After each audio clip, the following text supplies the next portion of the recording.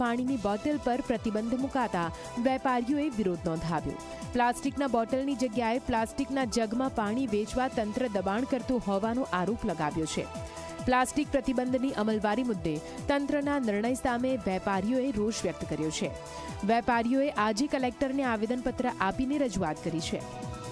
પાણીના જગ છેક ઉપર સુધી પહોંચાડવા અશક્ય અને મુશ્કેલ હોવાનું વેપારીઓ જણાવી રહ્યા છે।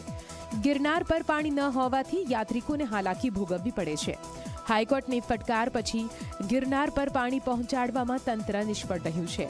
આજે દુકાનદારોએ બંધ પાડીને તંત્ર સામે વિરોધ નોંધાવ્યો। ઉલ્લેખનીય છે કે આગામી મહિને મહાશિવરાત્રીનો મેળો શરૂ થશે, ત્યારે આ મેળામાં લાખો ભાવિકો ગિરનાર પર્વત પર આવશે, ત્યારે મુખ્ય પાણીની સમસ્યા મુદ્દે આજે પગથિયા પરના વેપારીઓએ દુકાનો બંધ રાખતા તંત્રમાં દોડધામ મચી હતી। સવારથી અમે ધરણા ઉપર બેઠા છીએ।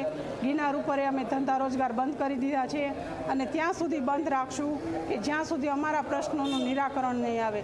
અને વધારેમાં વધારે યાત્રિક ફિલ્ટર પાણી માગે છે, તો આ મેળા પહેલાં બધા વેપારીઓને દુકાને વ્યવસ્થા થઈ જાય એવી એક મારી લાગણી ને માંગણી છે।